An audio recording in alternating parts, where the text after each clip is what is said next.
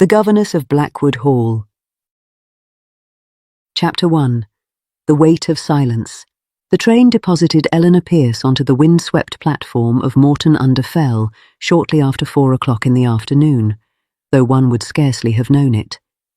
The sky, a uniform and leaden grey, pressed down upon the fells with the weight of impending night, and a persistent drizzle had long since darkened the stone walls of the tiny station to the colour of tears. She was the only passenger to alight, and as the train gave a mournful whistle and continued on its way towards Scotland, the silence it left behind was immense, broken only by the hiss of rain on gravel and the lonely cry of a curlew. A ruddy-faced man in a waxed jacket emerged from the stationmaster's office, his gaze settling on her with a mixture of curiosity and appraisal. "Miss Pierce, for Blackwood Hall?" "Yes." Eleanor's voice felt small in the vast openness. She was grateful when the man, who introduced himself as Mr. Harding, the station-master, simply nodded and took her single carpet-bag, gesturing for her to follow him to a waiting trap. The horse, a sturdy grey, stood with its head bowed against the weather, as patient as the stones themselves. The journey from the village was a silent affair of several miles. Mr. Harding was not a talkative man, and the few attempts Eleanor made at conversation were met with monosyllabic replies or a non-committal grunt. He seemed content to let the rhythmic clopping of hooves and the persistent drumming of rain on the trap's canvas roof fill the space between them. Eleanor, her hands clasped tightly in her lap within her worn muff, watched the landscape unfold. It was a country of breathtaking, brutal solitude. The road wound its way upwards, leaving behind the huddled grey cottages of the village for the open moor. Heather, now gone to brown for the winter, stretched endlessly on either side, broken only by outcroppings of black rock and the skeletal forms of stunted hawthorns. The wind, unimpeded by tree or hill, keened a constant, low lament. It was a place that felt ancient and deeply, profoundly indifferent to the concerns of humankind. In the distance, shrouded in a veil of mist, she saw it for the first time. Blackwood Hall.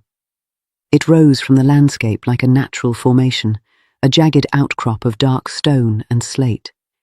Even from this distance, its grandeur was undeniable, but it was a sombre, oppressive grandeur. Its many windows, she imagined, stared out at the moors like the vacant eyes of a skull. No welcoming lights gleamed in the deepening gloom.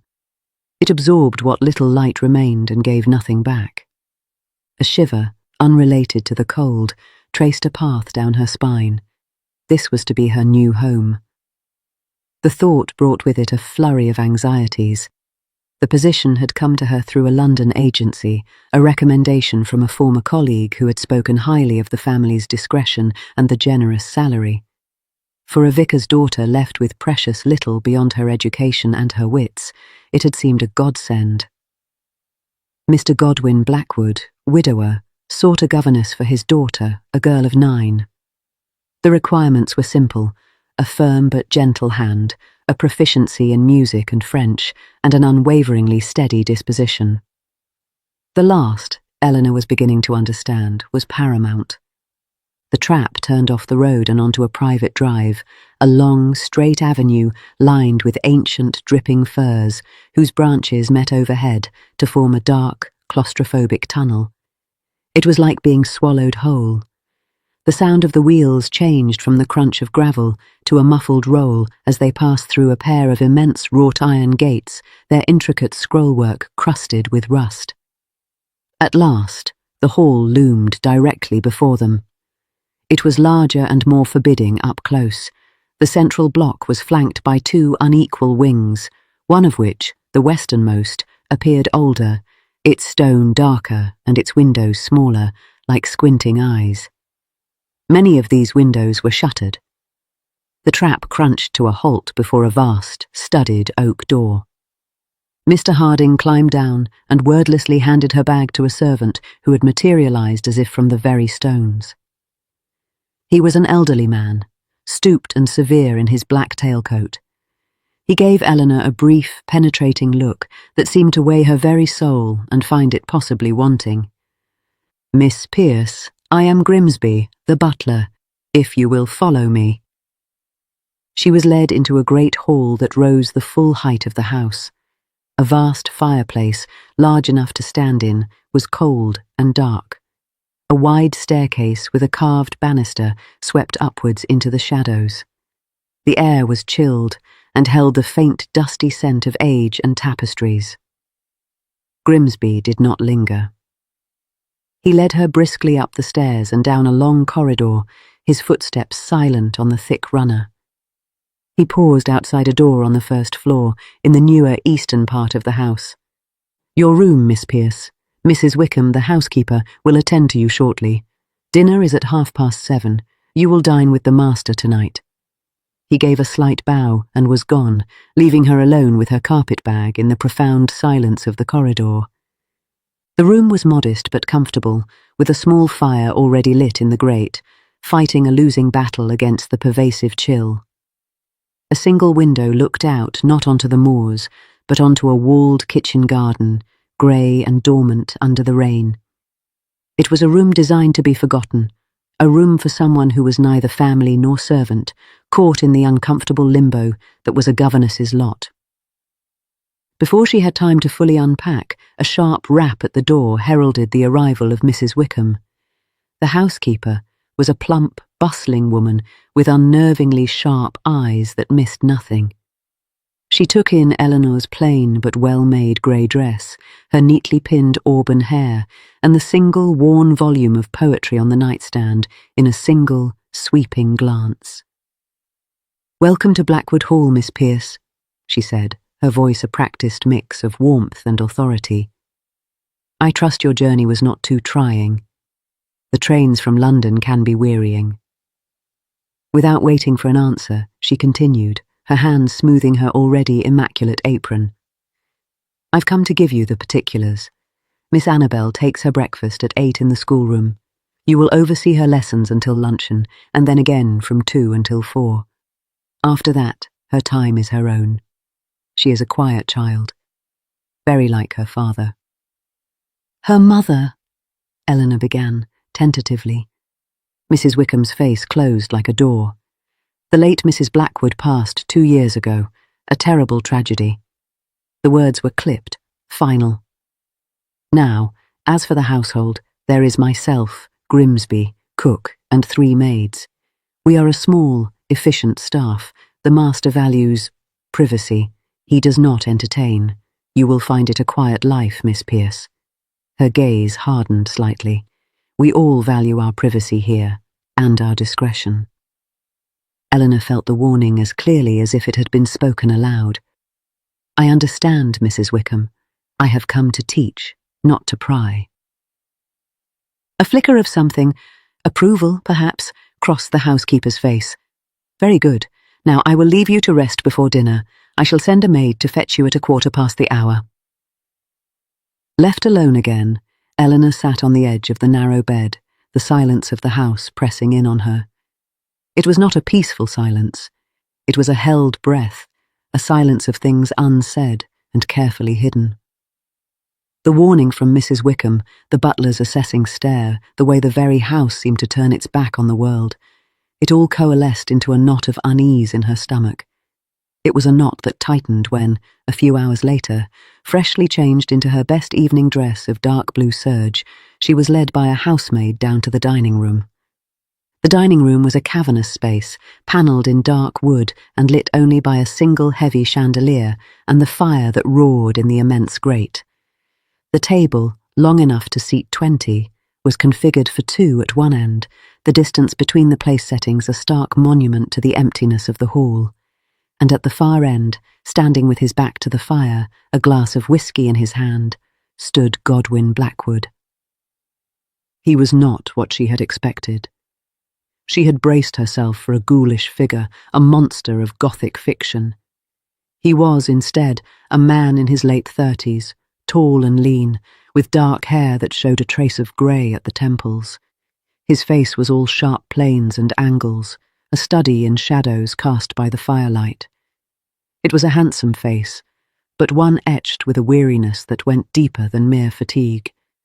His eyes, the colour of a winter sea, fixed on her as she entered, and she felt the full force of their scrutiny. It was not an unkind look, but it was profoundly searching. "Miss Pierce," he said, his voice a low baritone that matched the sombre elegance of the room. "Welcome to Blackwood Hall. I trust your room is comfortable?" "Very comfortable, thank you, Mr. Blackwood," she replied, her voice steady despite the flutter in her chest. She moved towards the table, and he gestured for her to sit. The meal was served by a silent Grimsby. It was exquisitely prepared, a clear soup, a fillet of sole, a cutlet of lamb, but Eleanor found she could barely taste it.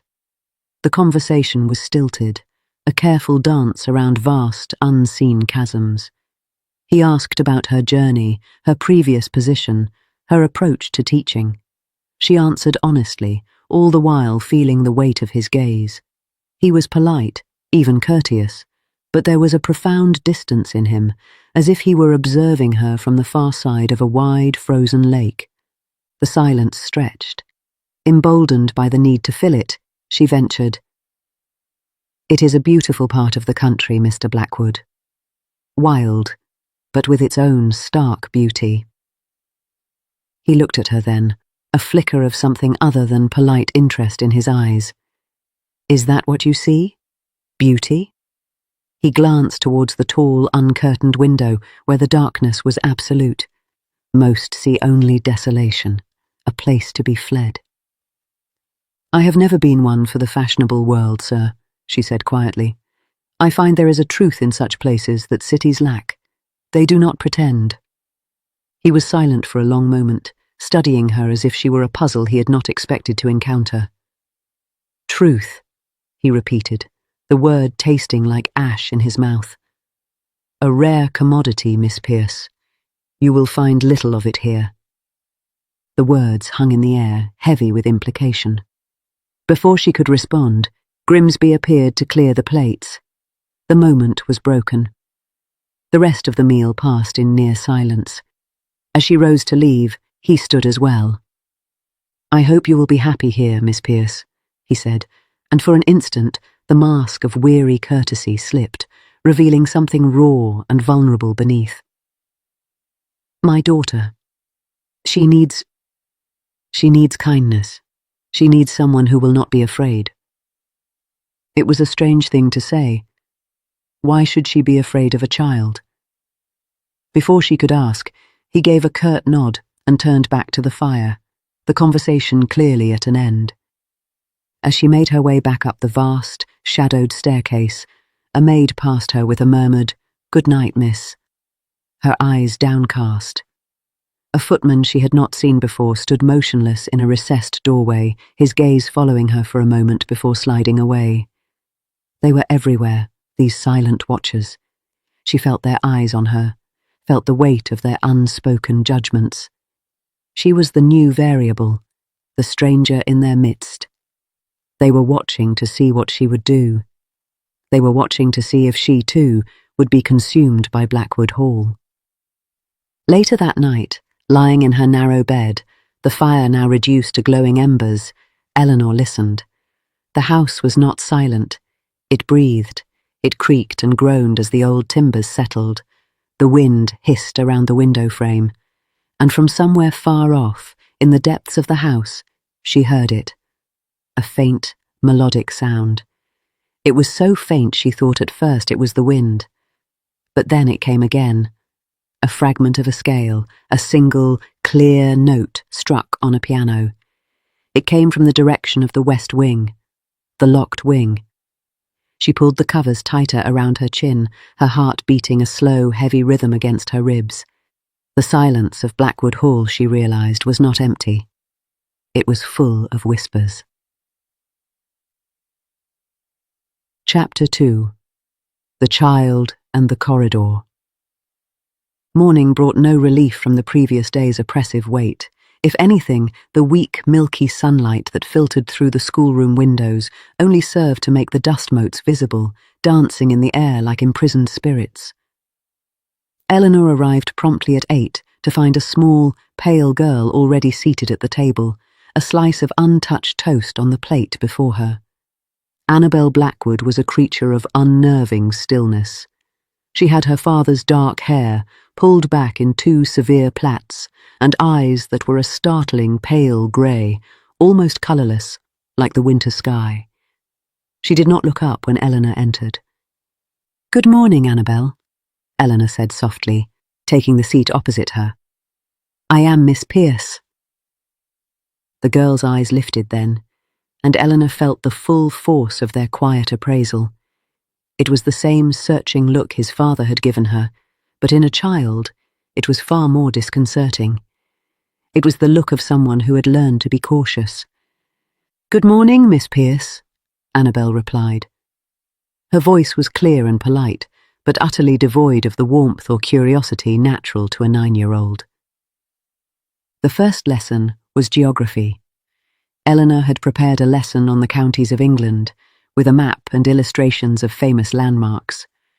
Annabel listened with perfect attention, answered every question correctly, and showed no interest whatsoever. Her recitations were flawless, mechanical. It was like teaching a remarkably well-programmed automaton. It was not until after luncheon, when they moved to the small upright piano in the corner of the schoolroom, that a crack appeared in the child's perfect composure. Eleanor played a simple C major scale and asked Annabel to do the same. The girl's small hands found the keys with instant accuracy. But then, instead of stopping, she continued. Her fingers moved into a minor key, picking out a melody so sad and achingly lonely that it brought a lump to Eleanor's throat. It was not a child's tune. It was a complex, yearning fragment of something much older. "Annabel," Eleanor breathed when the last note faded. "That was beautiful. What is it called?" The girl looked at her, and for the first time there was something other than polite blankness in her eyes. A flicker of surprise, perhaps, that her music had been heard. "It has no name," she said. "I hear it sometimes, in the night." "From the piano? In the house?" "No." Annabel's gaze drifted towards the window, towards the distant mist-shrouded outline of the west wing. "From the quiet." Eleanor felt a chill. "Does your father know you play so well?" "He does not ask me to play," Annabel stated simply. It was not said with sadness or resentment. It was a simple fact. He did not ask. That evening, emboldened by the small connection they had made, Eleanor decided to explore. The house was vast, and her duties, she reasoned, required her to know its layout. She told herself this firmly as she walked down the main corridor after putting Annabel to bed. The servants were below stairs, the master was in his study, the house was hers. She walked past her own room, past the guest rooms, all closed, all shrouded in dust cloths, and towards the central hall. The grand staircase descended into the darkness below. She turned instead towards the opposite direction, towards the older part of the house. The corridor here narrowed. The wallpaper, a dark red pattern now faded to the colour of dried blood, felt closer. The portraits on the walls seemed to follow her with eyes that were darker and more severe than those in the main part of the house. At the end of the corridor, she found it. A heavy oak door, banded with iron, set into an archway that was clearly part of the original building. This was the entrance to the west wing. She reached out and, with trembling fingers, tried the iron handle. It was locked, solid and immovable. She pressed her ear against the cool wood and listened. Nothing. Just the profound, muffled silence of the sealed-off space. She thought of the piano music she had heard. Had it been her imagination? Or was it a memory, trapped in the very stones? A floorboard creaked behind her. Eleanor spun around, her heart lurching into her throat. A figure stood in the shadows of the corridor, silhouetted against the dim light from the main hall. It was Mr. Blackwood. "Miss Pierce," he said, his voice even. "You are lost." It was not a question. It was a statement of fact and an accusation. I was merely acquainting myself with the house, Mr. Blackwood, she stammered, her face burning with shame at being caught. I hope I have not overstepped. He walked towards her, his footsteps silent on the thick runner. He stopped a few feet away, his gaze moving from her face to the locked door behind her, and then back again. In the dim light, his expression was unreadable, carved from the same stone as the house itself. That door is kept locked for a reason, he said. His voice was low, but it carried a weight of command that brooked no argument. The west wing is unsafe. The floors are rotten, the ceilings are liable to collapse. It is not a place for you, or for Annabel. I would have your word that you will not attempt to enter it again. The explanation was perfectly logical. It was the explanation any prudent landowner would give. But Eleanor, standing there in the shadowed corridor, felt the weight of something unsaid. It was not just rotten floors he was protecting. It was a secret. The air around him seemed to thicken with it. Of course, Mr. Blackwood, she murmured, dropping her gaze. You have my word. He nodded slowly. Good. I would not wish for you to come to any harm, Miss Pierce. There was a strange emphasis on the word harm that made her skin prickle. He stood aside, a gesture for her to pass. As she walked by him close enough to catch the faint scent of sandalwood and wood smoke, he spoke again, his voice so low she barely caught it. The servants talk. They have nothing else to do in a place like this. I would caution you not to listen. The next day, the servants' whispers found her whether she listened or not. She was in the still room, fetching a fresh supply of drawing paper from a cupboard Mrs. Wickham had directed her to when she heard them. The door to the kitchen yard was ajar, and the voices of two maids, Dora and Bessie, floated in on the cold air. They thought themselves alone. Wouldn't catch me going near that end of the house after dark, Dora was saying, her voice a thrilled whisper. Not for all the tea and china. Her ladyship was found there, wasn't she? Bessie replied, her voice hushed with morbid awe. At the bottom of the stairs in the west wing, Grimsey says it was a terrible accident, just terrible. Aye, that's what they say. Dora's voice dropped even lower. But my mum, she was in service over at the Grange before she married. She heard things, said there was talk that it weren't no accident, that the master that he had a temper, he did, and her being so young and pretty, and him so dark and jealous. The clatter of a pail made Eleanor jump, and the voices ceased instantly. She stood frozen in the still room, her hand gripping the packet of drawing paper so tightly her knuckles were white. The west wing, the locked door, the terrible tragedy Mrs. Wickham had mentioned. The master's wife had died there. She had fallen down the stairs, and the servants whispered it was no accident. The rumours painted him as a monster, a wife-killer. But the man she had dined with, the father who looked at his silent daughter with such pained, helpless love, the man who had warned her away from danger with a voice full of weary concern. Was that a monster? Or was it the face of a man unjustly condemned, trapped in his own house by the ghosts of gossip and tragedy? That night, she did not hear phantom piano music. Instead, as she lay in the darkness, she heard something else, the sound of footsteps. They were not the soft, padding footsteps of a servant about his duties. These were slow, heavy, deliberate. They came from above her, from the direction of the sealed-off wing, the sound muffled by distance and thick stone walls. Pacing, back and forth, the footsteps of someone or something that could not find rest. The hook of the mystery had sunk deep. The truth, she knew with a certainty that chilled her to the bone, was not in the rumours. It was not in the servants' whispers or the master's warnings. It was behind that locked door. Chapter 3. The Face in the Frame. The days at Blackwood Hall fell into a sombre rhythm, a monotony that was itself a form of suspense. Each morning brought the same silent breakfast with Annabel, the same flawless, lifeless lessons, the same polite, distant exchanges with Mr. Blackwood at dinner. But beneath the surface calm, Eleanor's mind was a churning sea of questions. The footsteps continued, a near-nightly occurrence, always from the direction of the west wing. They were not the furtive scuttling of rats or the settling of old timbers. They were the measured tread of a human being. She became an expert in its nuances, the quick, agitated pace of some nights, the slow, despondent drag of others. Who or what walked in that sealed-off tomb? The silence from the master of the house was equally telling. Their dinners were now peppered with long, uncomfortable silences.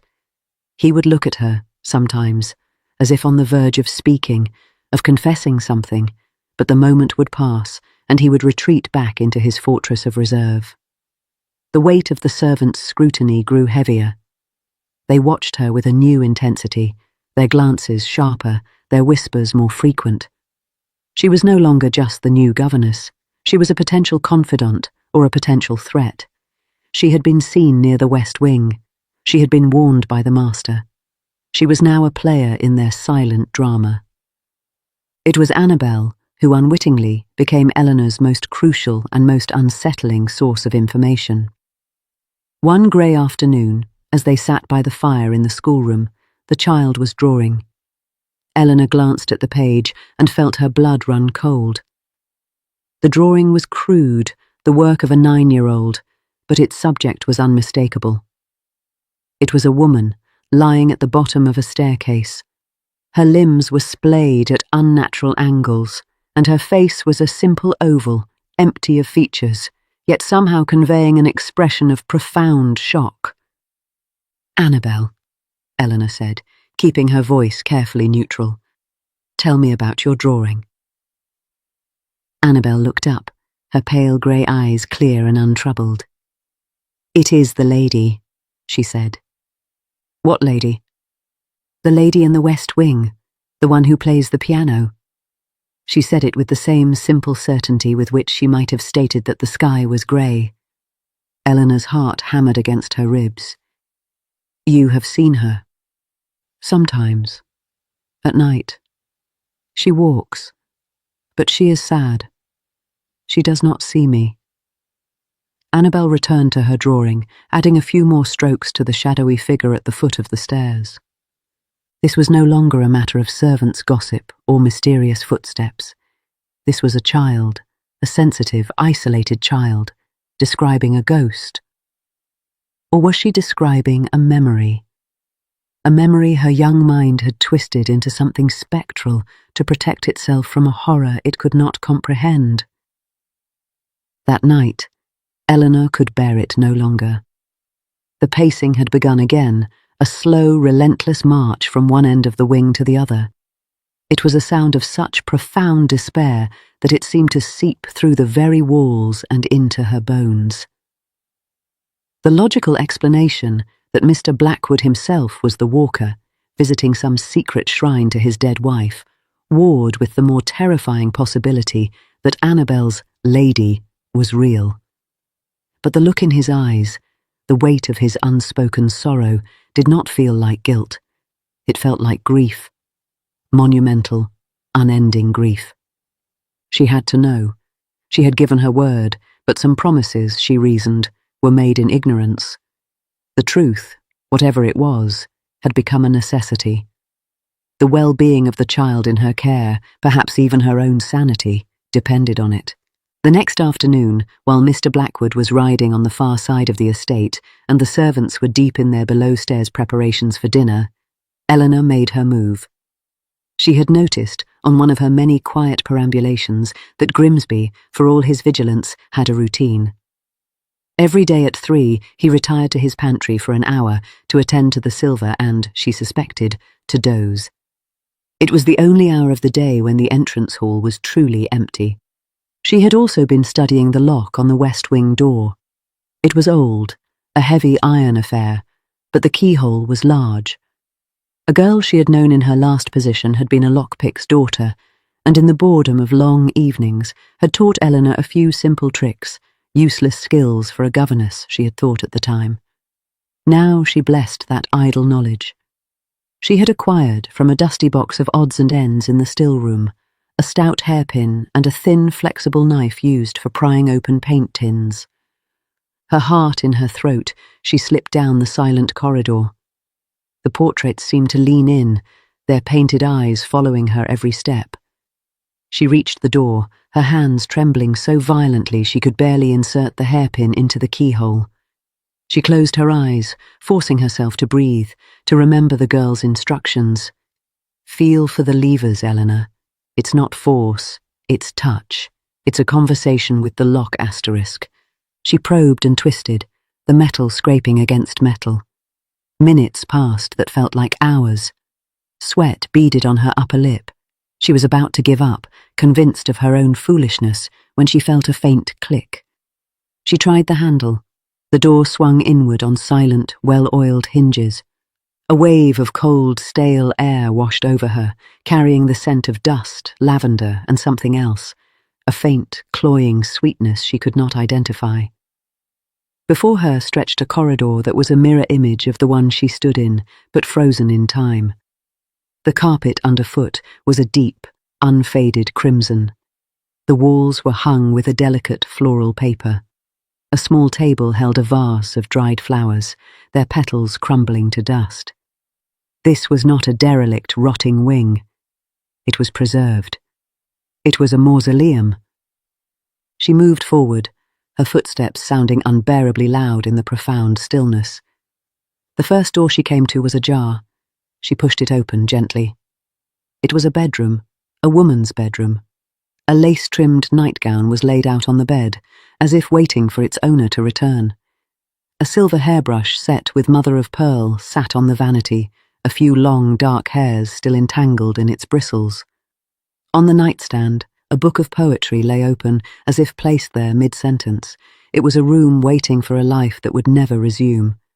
Eleanor's throat tightened with a sorrow that was not her own. She backed out, her mind reeling. This was not the lair of a murderer. This was a shrine, a testament to a love so fierce it could not let go. She continued down the corridor, towards the source of the nightly pacing. The corridor opened into a large, circular gallery that overlooked the main entrance hall of the West Wing. And there, in the centre of the gallery, standing before a full-length portrait almost as tall as herself, was a figure. For a heart-stopping second, Eleanor thought Annabel's lady was real. But then the figure turned, and she saw it was a woman. A living, breathing woman. She was pale, so pale her skin was almost translucent, dressed in a simple grey gown that hung loosely on a frame far too thin. Her dark hair, streaked with premature grey, hung lankly around her shoulders.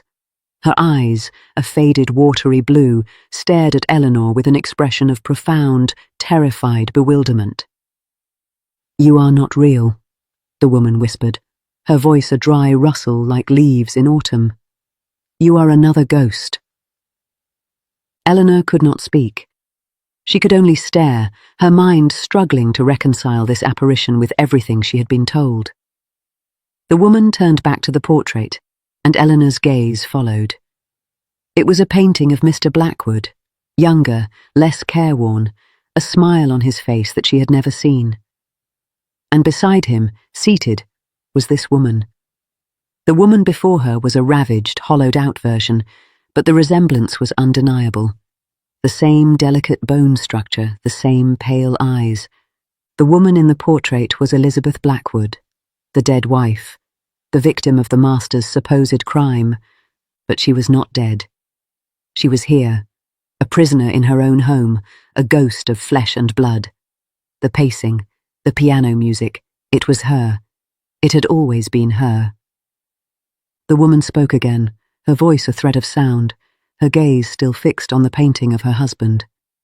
"He keeps me safe," she whispered, a faint, sad smile touching her lips. "He keeps the world away.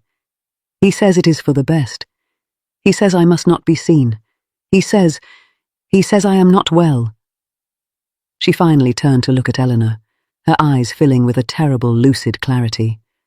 "Am I not well? I cannot always remember." Eleanor's legs gave way, and she sank onto a small velvet settee behind her, her mind a whirlwind of horror and pity. The monster was not a murderer. The monster was grief itself. And the man she was beginning to trust was its most devoted and most tragic victim. Chapter 4. The Key in the Lock. Ellendo didn't know how long she sat there in the frozen gallery of the West Wing, staring at the woman who was supposed to be dead. The light through the tall, dusty windows had begun to fade, deepening the shadows in the corners. Elizabeth Blackwood had drifted away from the portrait and now stood by a window, her back to Eleanor, her thin frame silhouetted against the grey sky. She seemed to have forgotten Eleanor's presence entirely, her attention captured by the skeletal branches of the trees in the walled garden far below. The faint, cloying sweetness in the air was stronger here. It came from a small porcelain burner on a side table, from which a thin curl of steam rose. The smell, Eleanor now realised, was laudanum. The woman was being sedated, kept docile, kept quiet, kept a secret. A wave of nausea washed over her. This was the truth hidden behind the locked door. A woman, broken by some unknown tragedy, perhaps the fall Annabel had drawn, a fall that had not killed her body but had shattered her mind, was hidden away like a shameful family secret. The servants' whispers of murder were a twisted version of the truth. There had been no killing, but there was a kind of death. And there was a prison, albeit a gilded one, furnished with lavender and lace and the ghost of a life. But why? Why this elaborate charade? Why let the world believe she was dead? The answer came to her as she looked at Elizabeth's vacant, drifting form. To protect her. From the cruel curiosity of society, from the stares and the whispers that would follow a woman whose mind had fled. To protect Annabel from a mother who might not recognise her, who might be a source of terror rather than comfort. And perhaps, to protect himself. Godwin Blackwood could not bear to share his grief with the world. He could not bear the pity or the suspicion. So he had built this mausoleum, entombed his still living wife within it, and entombed himself in the role of the brooding, guilty widower. The sound of a heavy footstep in the corridor behind her shattered the stillness. Eleanor shot to her feet, her heart lurching. She turned to face the doorway. Godwin Blackwood stood there. He was not in his riding clothes, but in his usual dark evening attire. He must have returned early. His face, as he took in the scene, Eleanor standing trembling before his wife, who remained oblivious by the window, was a study in anguish. The weariness she had always seen in him was stripped away, revealing a raw, bottomless pit of despair, and she realised with a start, fear. "So," he said, his voice barely a whisper. "Now you know." He did not move towards her. He did not rage. He simply stood there, a man defeated. Elizabeth turned at the sound of his voice. A flicker of recognition, of something like love, crossed her ravaged features. "Godwin," she said, her voice soft. "You are home." He looked at his wife, and the expression on his face was one of such tender, heartbreaking love that Eleanor felt tears prick her own eyes. He crossed to her, taking her cold, limp hand in his. "Yes, my love," he murmured. "I am home." Elizabeth smiled, a vacant, beautiful smile, and then her gaze drifted away again, back to the window. Mr. Blackwood gently led her towards a door on the far side of the gallery. "Come, Elizabeth, it is time for your rest." He cast one last imploring look at Eleanor, a look that begged for her silence, her understanding, her mercy, before disappearing with his wife into the shadows. Eleanor did not wait. She fled the west wing, her footsteps echoing wildly in the silent corridor. She did not stop until she reached her own room, where she sank onto the bed, her whole body shaking. The foundation of her world at Blackwood Hall had crumbled. The monster was a man imprisoned by love. The victim was a living ghost. And the whispers, the locked doors, the silent, watchful servants, it was all a conspiracy of compassion. The knowledge was a heavy, terrible burden. Dinner that night was a grotesque parody of normalcy. Eleanor was surprised when Grimsby appeared at her door to announce that the master expected her in the dining room. She considered refusing, but a strange, compelling need to see him, to understand, drove her to go. He was already there, standing in his usual place by the fire. He looked older, diminished, the sharp planes of his face seeming more pronounced in the firelight. He did not speak until Grimsby had served the soup and retreated to his station by the sideboard. "You have every right to leave in the morning, Miss Pierce," he said, his voice low and steady. "I will provide you with references and a year's wages. I will not hold you to your position." Eleanor looked at him. The soup sat untouched before her. "Why?" she asked, the single word holding a universe of questions. "Why the deception? Why the prison? Why the suffering?" He understood. He set down his glass and stared into the fire. "She fell," he said, the words coming slowly, painfully. 2 years ago, she was everything to me. Bright, vivacious, full of laughter. She was carrying our second child. She went to the West Wing to fetch a book from the library there. We don't know what happened. A loose stair rod, a dizzy spell. She fell the entire flight. She did not die, Miss Pierce, but the child was lost, and her mind was lost with it." He paused, his jaw working. "For months, she was like a wild thing, terrified of everyone, of everything. She did not know me. She did not know Annabelle. The doctors spoke of asylums, of locking her away with strangers, with cruel attendants. I would not." He finally looked at Eleanor, his eyes blazing with a fierce protective light. "So I created this. A world where she could be safe, where she could be peaceful. The world thinks she is dead. It was easier. No questions, no pity, no threat of her being taken from me. The servants who know are the ones who love her. They help me care for her. They have kept our secret." His voice broke. "I know what they say. I know the whispers, that I killed her, that I am a monster. I have let them believe it. It is a small price to pay to keep her safe. The truth is a far more pathetic thing. I am not a murderer, Miss Pierce. I am merely a man who could not let his wife go, even when she had already left him." The silence that followed was profound. Eleanor sat, motionless, the pieces of the puzzle finally clicking into place. The weight of his grief, the isolation, the silent, watchful servants, the child who drew pictures of a lady at the bottom of the stairs. It was all a product of a love so powerful it had defied death itself, and in doing so had created a kind of living death for them all. She thought of Annabelle, starved for her mother's love. She thought of Elizabeth, a prisoner of her own broken mind. And she thought of this man who had sacrificed his reputation, his freedom, his very sanity, to build a fragile, secret world for the woman he loved. Slowly, she picked up her spoon. "The soup will get cold, Mr. Blackwood," she said quietly. He looked at her, a flicker of disbelief in his eyes. "You are staying?" "The truth," she said, "is a sadder story than the lies. But it is also a braver one." She met his gaze steadily. "Annabelle needs more than a governess. She needs someone who understands. And you, Mr. Blackwood, you need someone who does not believe you are a monster." It was not a declaration of love. It was too soon, and the wounds were too raw for that. It was, instead, a declaration of trust. The first, tentative bridge across the chasm of suspicion and silence that had separated them. Later that night, Eleanor stood by her own window, looking out at the moonlit moors.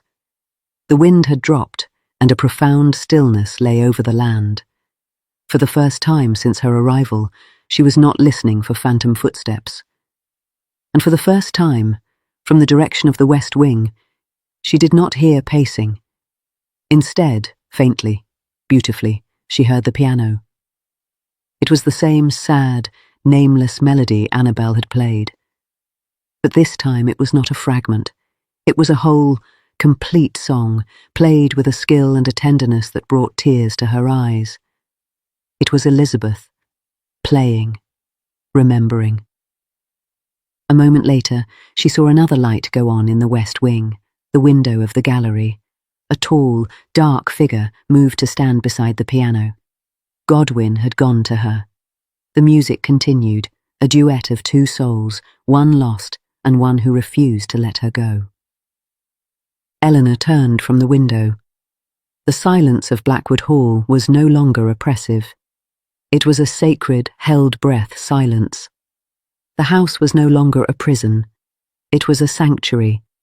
And she, the governess who had come seeking a position, had found something far more valuable, a key, not to a locked door, but to the human heart. She had found a place where the greatest monster was grief, and the greatest hero was a love that refused to die. The end.